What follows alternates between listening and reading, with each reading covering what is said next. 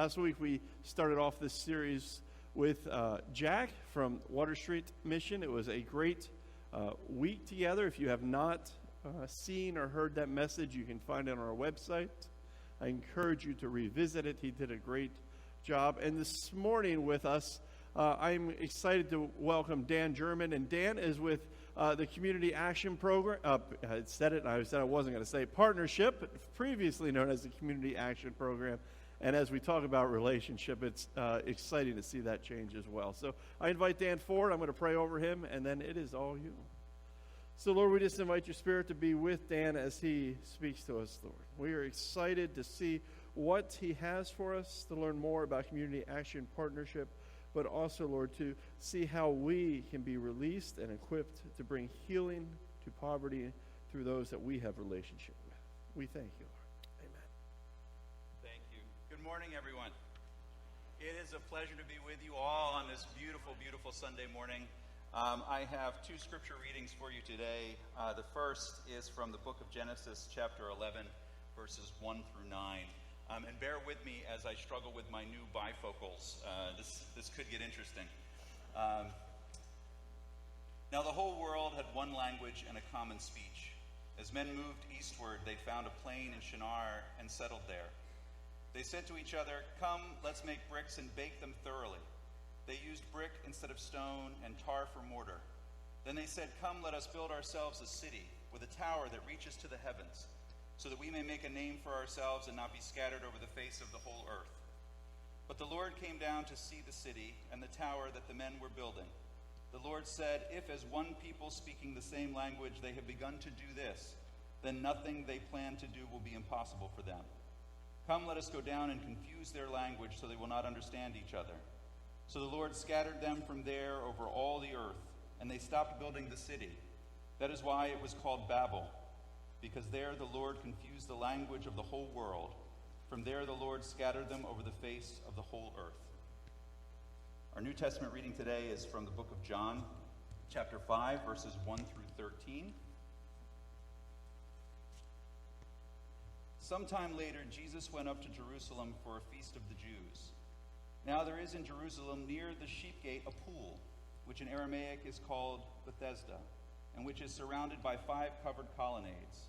Here a great number of disabled people used to lie, the blind, the lame, the paralyzed.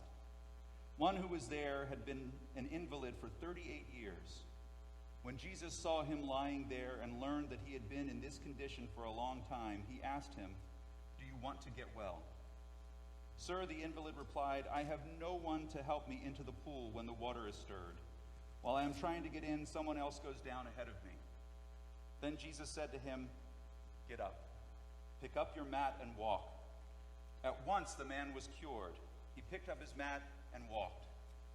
The day on which this took place was a Sabbath. And so the Jews said to the man who had been healed, "It is the Sabbath. The law forbids you to carry your mat." But he replied, "The man who made me well said to me, 'Pick up your mat and walk.'" So they asked him, "Who is this fellow who told you to pick up and walk?" The man who was healed had no idea who it was, for Jesus had slipped away into the crowd that was there.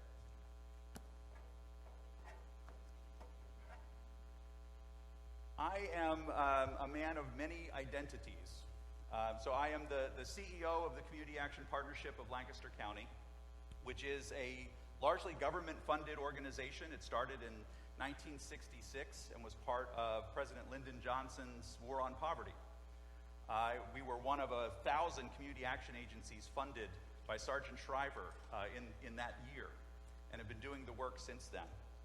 I'm also the president of something new called Lancaster Equity Community Development Corporation, which was formed out of the previous mayor of Lancaster's Commission to Combat Poverty, which I had the privilege to chair.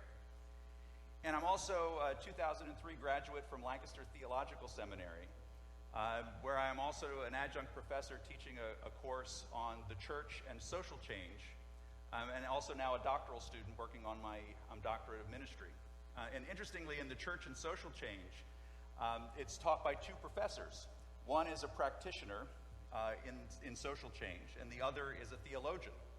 And so I find myself tripping over the fact that I'm a little bit of both.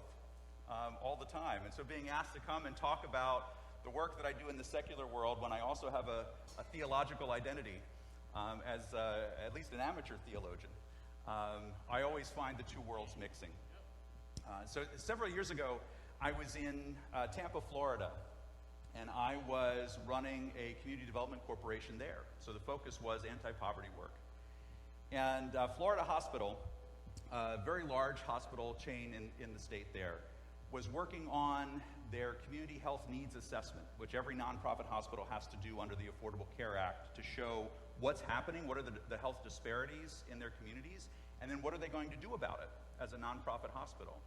And so they had called me in because we were engaged in anti-poverty work in one of the state of Florida's most impoverished communities. We were looking at numbers to kind of see how bad it was, and I was getting things from very, very smart people who were saying we have this many people per 100,000 who suffer from this, and it was just a lot of numbers. And I said, I just don't understand what that means. Can you help me understand what that's like? What's it closest to? And so what we discovered was that we had the same health outcomes as El Salvador. We were across the street from Florida Hospital, essentially, as a neighborhood. We were across the street from the University of South Florida, which had a medical school, and the Moffitt Cancer Center, and the James Haley Veterans Administration Hospital, and we had the same health outcomes as El Salvador. We had the same infant mortality rate as Malaysia, and we had a worse HIV rate than Somalia. And so our health was poor, to say the least.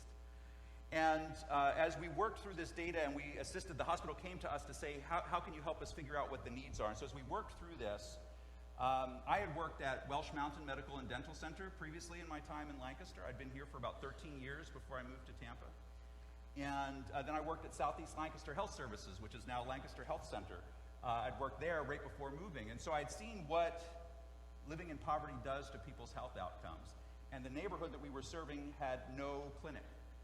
There was no Water Street clinic equivalent there.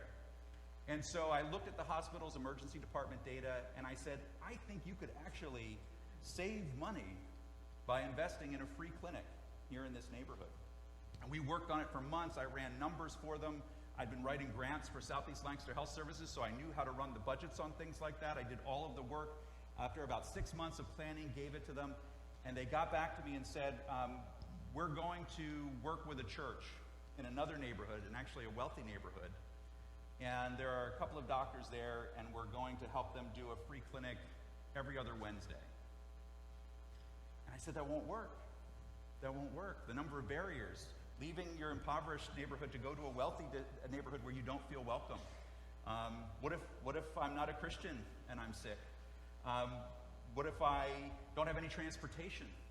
It might be 4 miles away, but 4 miles by foot with no sidewalks in a bad neighborhood. That's not a great access point for healthcare. What if I'm sick on some day other than those every other Wednesdays? And their response to me was, you have to understand we're a Christian hospital. Now, they didn't know that I graduated from seminary, and so my response to them was, I'm fairly certain that Jesus didn't sit in a synagogue in a rich neighborhood and say, if you're not feeling well, every other Wednesday you should come see me there. You might be surprised to hear that Florida Hospital stopped returning my phone calls after I gave them that response. But what it did to me is at that point I had to ask myself, am I practicing anti-poverty work in the way that I would see Jesus doing it, in what I see in the Gospels? Am I doing it? I'm asking them, I'm challenging them, but have I turned that mirror on myself? And what that led to was a series of questions and practices, regardless of where our money comes from, because government money comes with tons of restrictions. You know, as you hear a group of Pharisees saying, are you following the rules with that mat now that you've been healed? The government that we have is very much like that when they fund programming.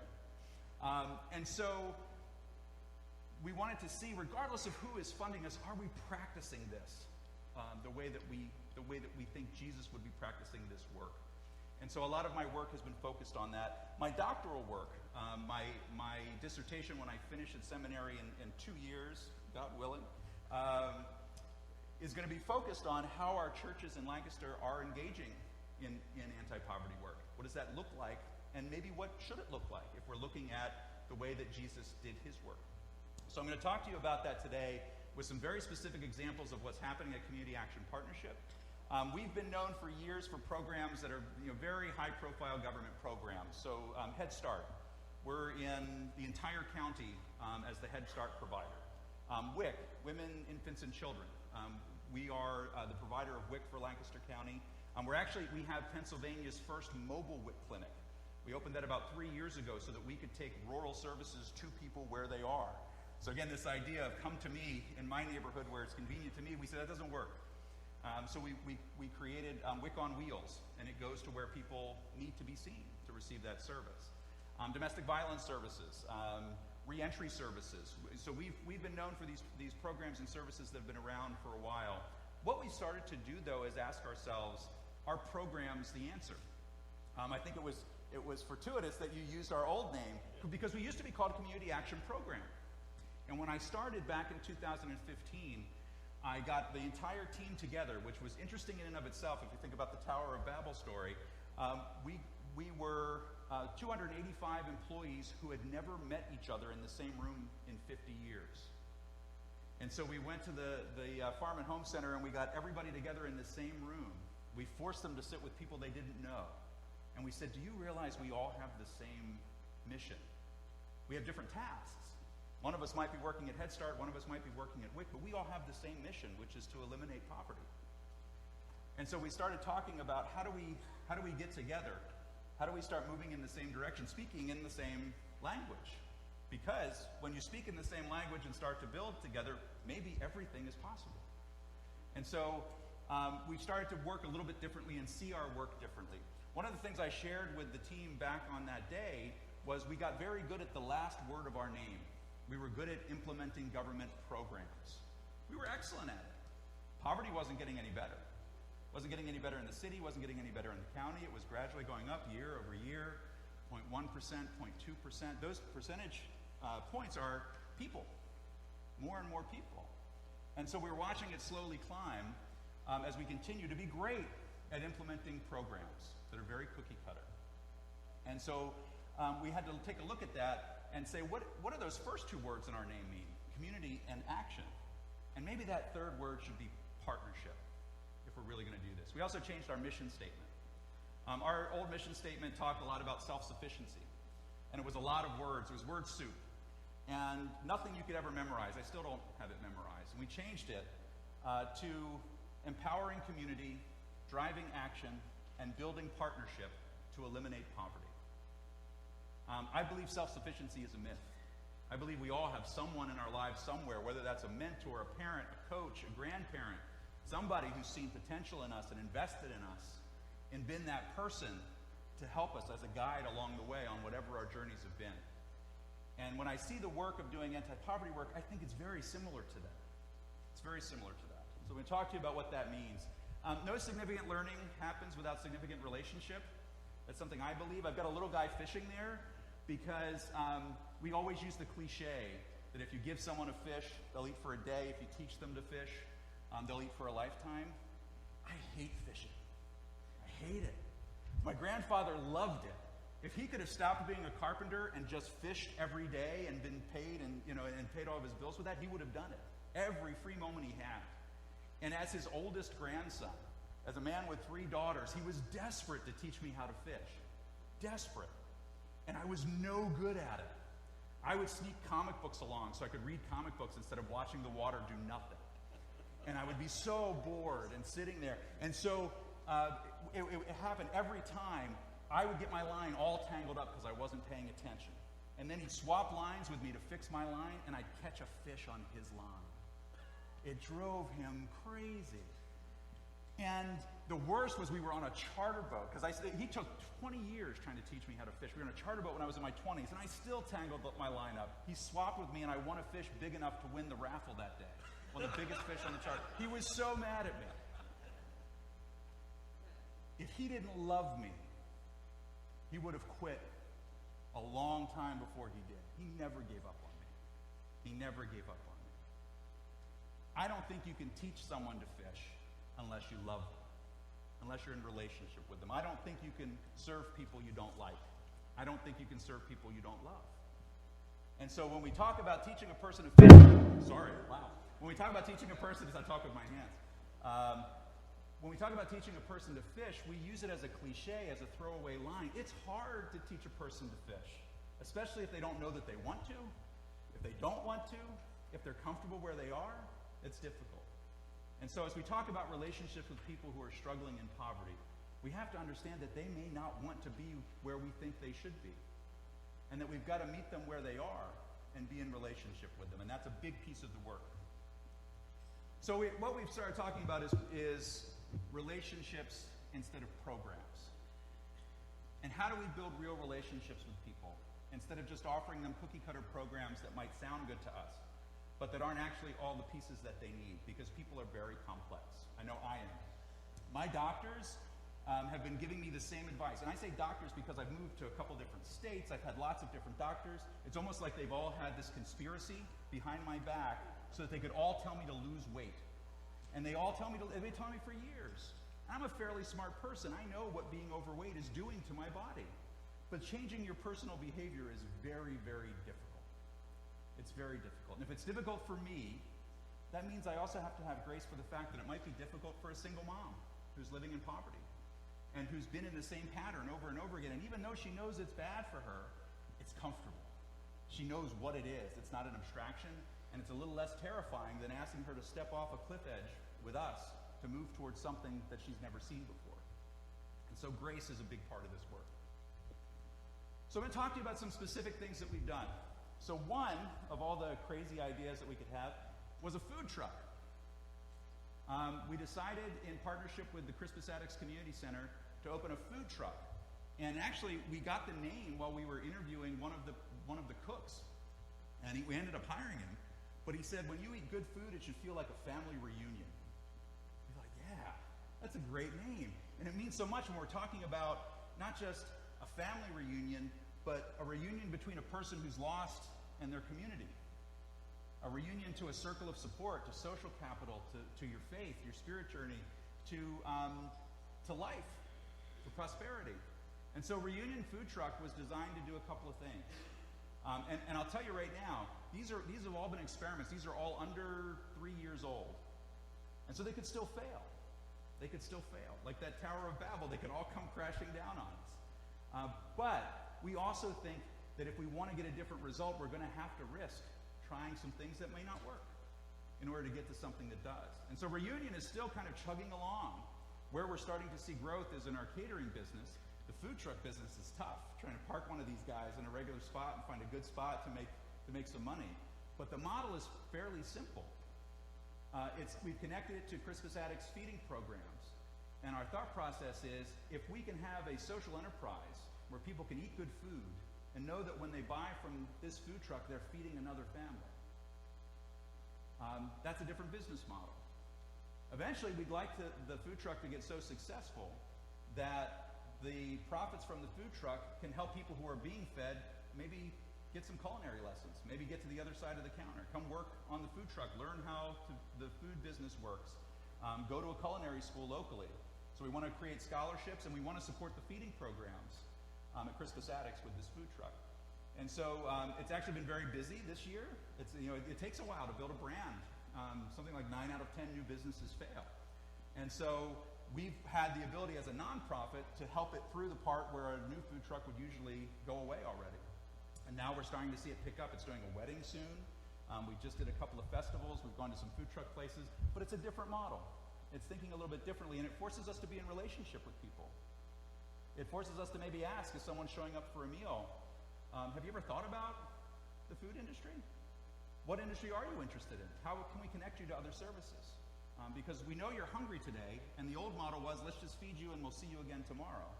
What we're trying to get to is, how do we figure out why you needed that meal in the first place? And how do we connect with you in a way that we can be in relationship with you to help you not need that meal tomorrow? Block captains. So I love puns, so if I can find a word with cap in it for branding purposes, you'll see it all over the place. Block captains, our idea was we need to empower people. That's right there in the new mission statement. And I had someone ask me, recently, don't you think using the word empowerment is condescending? Like you're somehow giving power to people. And I said, no, that's not how I see it at all. I see it as Dorothy in The Wizard of Oz. She always had the power. Someone just had to point it out to her that it was her power, and she could use it when she wanted to. And so Block Captain's idea was to hire someone from a neighborhood that's struggling with poverty and pay them to be an ambassador knocking on doors to ask people what they were most concerned about. And we started with Beaver Street. So what you see here is some Beaver Street neighbors. We hired someone who lived on Beaver Street for years to be a block captain. We trained her. We took her to Baltimore to teach her how to do community organizing. And she started knocking on doors and asking people. And what she heard over and over again, she was on the 300 block of Beaver Street, which is a street that's between the southeast and the southwest of Lancaster City, but is in neither one. So it's a street where everyone felt ignored for decades. And what most of the neighbors told her was there's an empty lot filled with garbage on our block, and our kids are either playing in that lot or they're playing basketball on the street, and one of them got hit by a car recently. We'd like to do something about that empty lot. It's been empty since the 80s.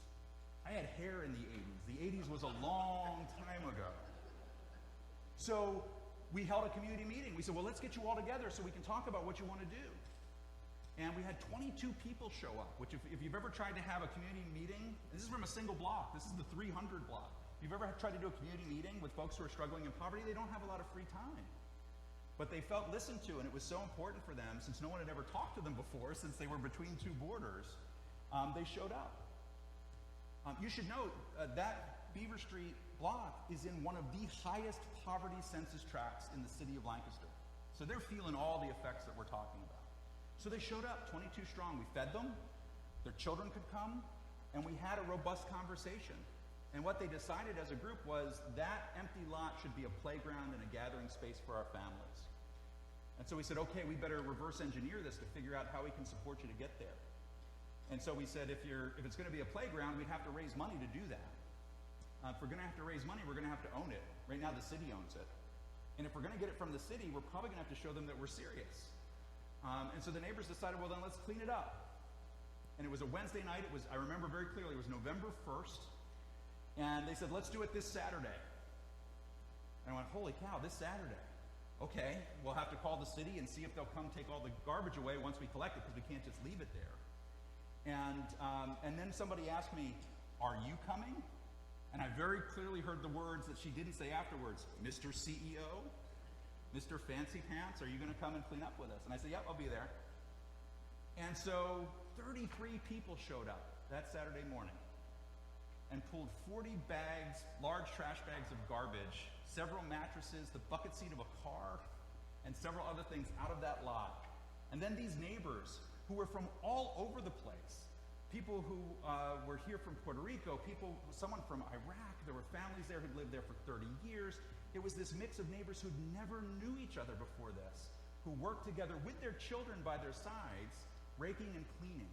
And then when it was done, we all just stood and looked at this beautiful, clean lot that was done. Now we went to the Redevelopment Authority after that, and you see the picture of us in our green Beaver Street neighbor t-shirts. No one had wanted this property since the 80s. It's a weird shaped lot, very narrow entrance, and then it opens up and it's beautiful once you're inside of it. And we went to the Redevelopment Authority with this plan. Give it to us for $1, and then we'll raise the couple $100,000 that we need to make it a playground and a park for these families. And so we went in, high hopes, we had our shirts on, we show up, and the property's listed at $11,000 value. And an out-of-town landlord shows up out of the blue, offering $13,000 to turn it into a parking lot and keep it on the tax rolls. We weren't expecting it. So we had several of the moms and you see a couple of their kids who took leadership roles in this process. And they went up to the table. We went up to be supportive. They did the speaking. They talked about why a park was important to them and to their children. I only answered questions when I was asked about fundraising or any of those pieces. And actually, a reporter said to me, is it usual for a nonprofit to build a park when all the other parks are owned by the city? And I said, no, we have no idea what we're doing. We're not in the park business. We're in the neighbor business. And we asked these neighbors what they wanted. If they said they wanted a parking lot, we'd be with this other guy. But that's not what they said they wanted. The city gave it to the neighbors for $1. If you ever, when you talk about empowerment, if you want to ever see a group of women struggling below the poverty line, feeling empowered, those women that night, walking out of City Hall, winning.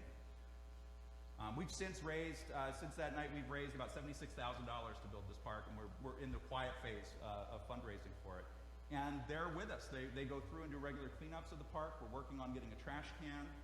Lancaster Housing Opportunity Partnership and C.A.P have purchased a house on the block. We're going to start rehabbing one of the blighted properties there and make it available for a first-time home buyer.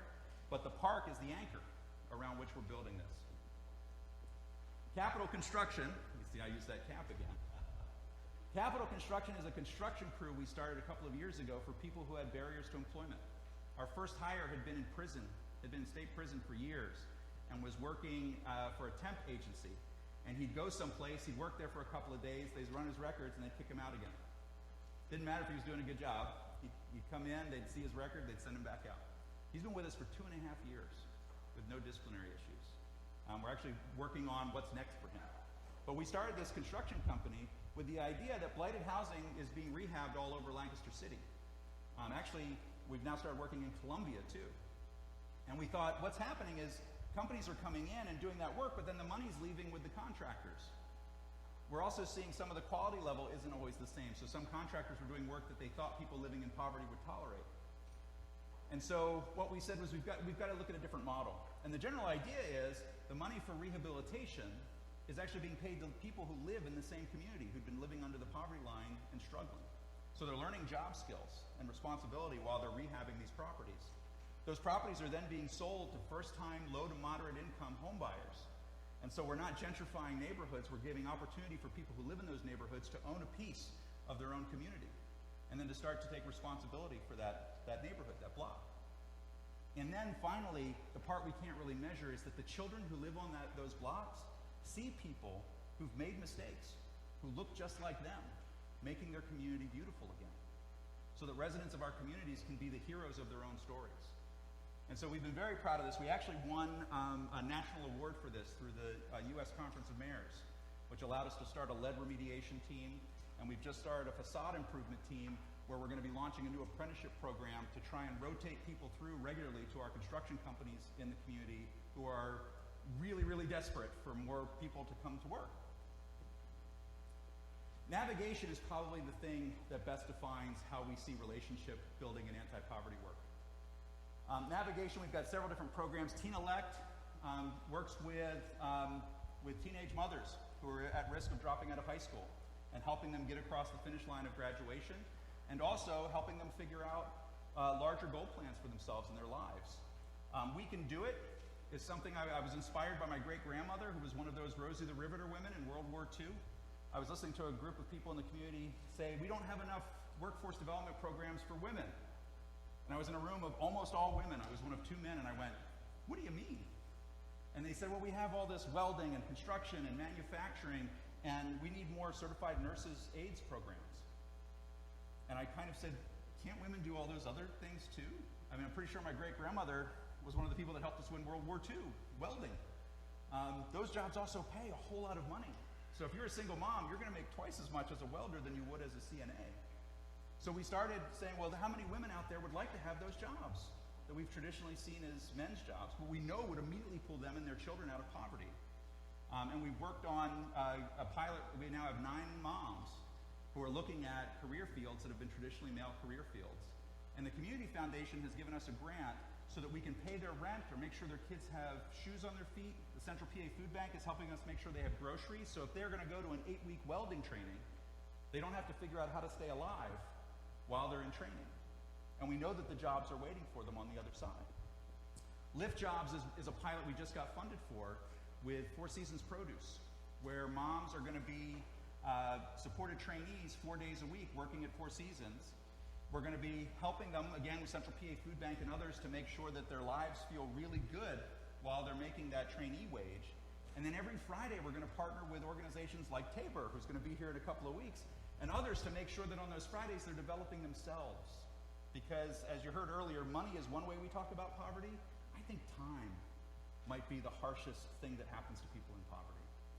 Not having the time to enrich yourself, develop yourself, be civically engaged, have a spiritual life. And community navigation is something that grew out of our work with Ephrata. Several Ephrata churches had a meeting about 8-9 months ago, and they realized that in their benevolence funds they were spending well over $100,000 as a group and had no idea what was happening. And so we started talking about, could we look at having a navigator within churches and having someone who is a volunteer who wants to coach and mentor someone who's trying to get out of poverty. And when you think about the number of churches we have in Lancaster County, think about the generational impact if every church, if every congregation said, I'm going to walk alongside one single mom and her kids and help them get to a place as mentors, as a family, as stable adults that maybe aren't in her life right now, to get to a place where she's not going to need that support anymore. And so we're trying to think differently. We're trying to shake things up. And we don't know what's going to work and what isn't, but we're already starting to see the results of that. In the Mayor's Commission to Combat Poverty, we had a goal to cut poverty in half by the year 2032. In our first year of implementation, you didn't see a lot of news about this because it was good news, but in our first year of implementation, 9.2% reduction in the city's poverty rate out of the 50% that we were shooting for over 15 years. Now, those are the folks most ready to get out, but that says that when you shift your model to relational versus transactional, versus here's some food, here's some clothing, and instead say here's a relationship, amazing things can happen. And so I'll close. Wait a minute, it's not going to let me close. It wants me to talk to you all day. Or it's not going to, wait a minute, can we go forward? My battery might have died.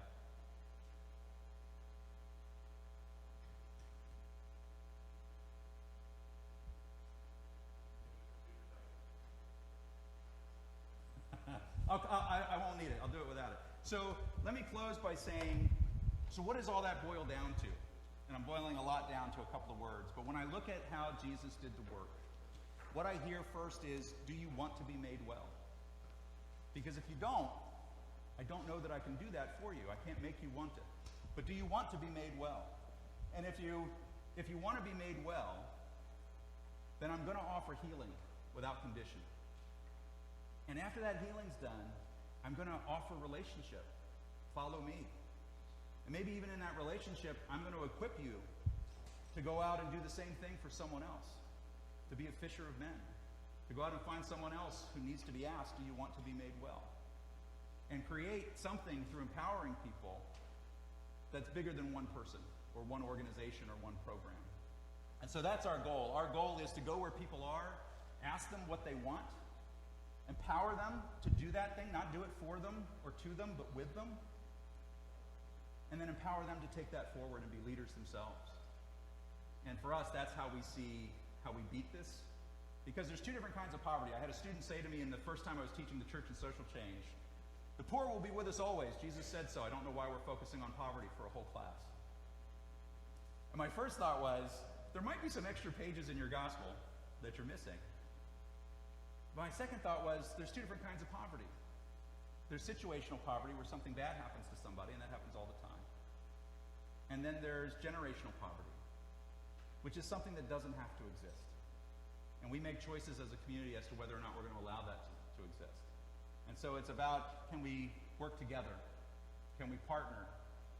Can we find different ways to approach this in relationship so that we can make sure generational poverty is something that we talk about as a thing of the past? Thank you all for your time today. If you'll join me in prayer. Gracious and almighty God, we ask that you guide us, that you help us not see the world in cookie cutter shapes.